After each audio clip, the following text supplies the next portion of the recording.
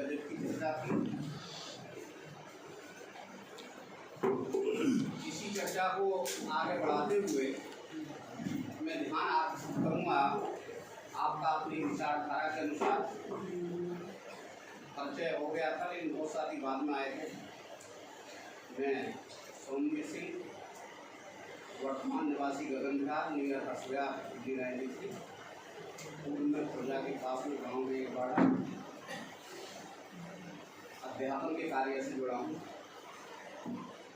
और महापुरुषों की विचारधारा से अवगत होने का जब भी मुझे मौका मिला है इसी को मैं फॉलो करता हूँ। चाहे दूसरे उस बात से नाराज हों, इस बात की मुझे बिल्कुल परवाह नहीं है, क्योंकि जो वाद हैं, जैसा मैंने महसूस किया है ज्ञान के अलावा भी बुद्धि से, क्योंकि ज्ञान तो पढ़े लिखों के पास ही होता है।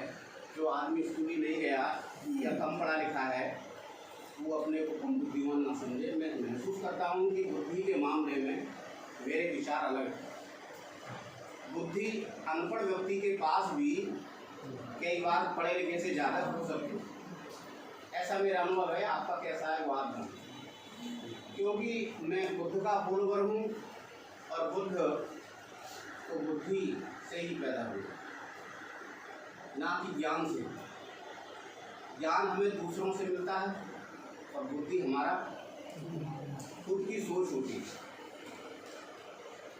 तो एक तो यहाँ ईश्वरवाद है और एक अनिश्वरवाद है।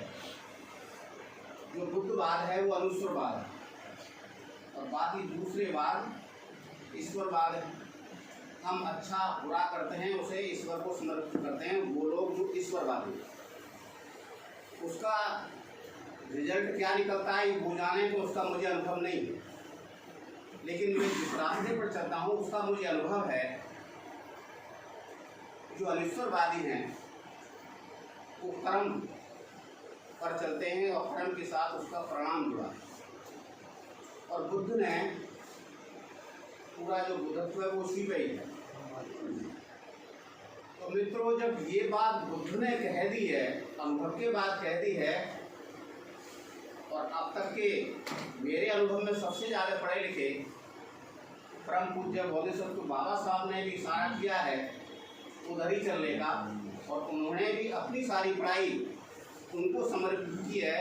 तो फिर ज़्यादा सोचने और विचारने की आवश्यकता मुझे लगता है नहीं, बहुत ज़्यादा दिमाग लगाना, हमें बस फॉलो करना।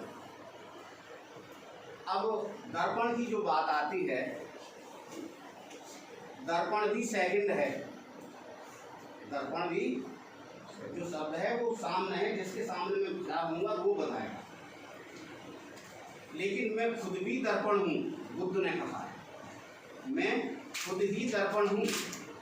जब कर्म के साथ परिणाम जुड़ा है, जब कर्म के साथ परिणाम जुड़ा है और उस परिणाम को आप छुपा ही नहीं सकते, ये नेचुरल है, वैज्ञानिक सत्य है। ये जो जैसा कर्म करेगा वैसा रिजल्ट उसे मिलेगा, और इस बात का कोई मुनीम नहीं है।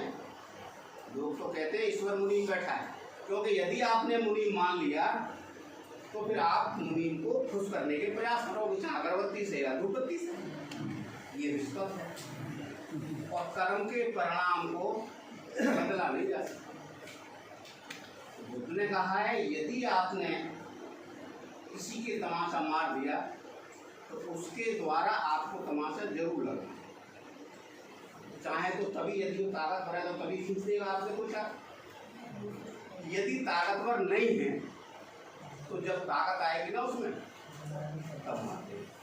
4-5 बुला के तीसरी और पोजीशन है, आपको मारते हुए कोई और दिख रहा है तो उसका हिमाती होगा, वो आपको नहीं छोड़ेगा। और उसके बाद भी यदि कोई भी नहीं है, हम और अकेले नहीं हो, तो आपको खुद को तो पता ही है कि मैंने उसको तमाशा मारा है। आपका खुद का मन उसके परिणाम को बगैर महसूस किए नहीं रह सकता, ऐसा मेरा अनुभव है। आप अनुभव करना, ये है दर्पण बुद्ध जी। बुद्ध ने कहा है हमको मिलने वाले परिणाम अच्छे या बुरे वो 3 चीज़ों से प्रभावित होते हैं। बड़ी बारीकी से कहा है, मैंने महसूस किया है। बुद्ध को महसूस करके ही पढ़ा जा सकता है, पुस्तकों में नहीं। और ये मैं आदर देता हूँ परम पूज्य बोधिसत्व बाबा साहब डॉक्टर अम्बेडकर, उनकी बुक है बुद्ध एंड हिज धम्मा, सभी को पढ़नी चाहिए। यदि किसी ने वो नहीं पढ़ी है और फिर भी कहता है अम्बेडकरवादी है, तो मैं इससे सहमत नहीं हूँ। उससे जितना महत्वपूर्ण भारतीय संविधान है उससे भी ज़्यादा महत्वपूर्ण मैं मानता हूँ बुद्ध एंड हिज धम्मा। संविधान को दूसरे लोग चलाते हैं, वो उसे बदल सकते हैं। बुद्ध एंड हिज धम्मा आपके लिए लिखी गई है, आपके पालन करने के लिए। उसे आपसे कोई नहीं छीन सकता। संविधान को आपसे छीना जा सकता है। संविधान से जो अधिकार मिले हैं वो छीने जा सकते हैं, क्योंकि वो शासन के अधीन है। शासक जो होगा, कानून को हमेशा शासक वर्ग जो होता है वो अपने अनुसार यूज करता है। सहमत हैं आप इस बात से? और आपका जो विचार है, आपकी जो सोच है, उसे आप अपने लिए इस्तेमाल कर सकते हैं। आप आज़ाद हैं। क्या इस पर भी शासक का पहरा है?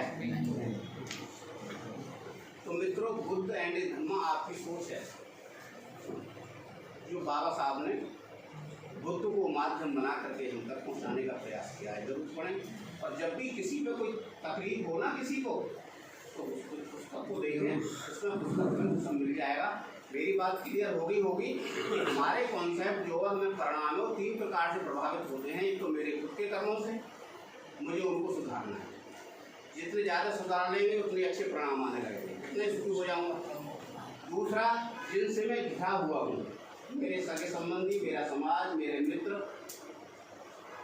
उन पर भी काम करें, क्योंकि वो जितने अच्छे होंगे सहयोगी, उतना ही मैं ज़्यादा सुखी हो जाऊँगा। जितने मेरे से वो अलग होंगे या तकलीफ में होंगे, तो उतना मैं दुखी होऊंगा। सेम यदि मैं सो रहा हूँ और मेरा पड़ोसी यदि जोर जोर से चीख रहा है दर्द की वजह से, तो मैं सो पाऊँगा क्या? एक दूसरा ये हो गया। और तीसरा नेचर है, प्रकृति, पेड़ दोनों का भी ख्याल रखें। तीनों को साथ दीजिए, 100% सुखी हो जाएंगे। और तीनों में से जो भी पक्ष हमारा कमजोर है, उतना दुख हमारे हिस्से में आना तय है। यहाँ ईश्वरवाद के लिए कोई जगह नहीं।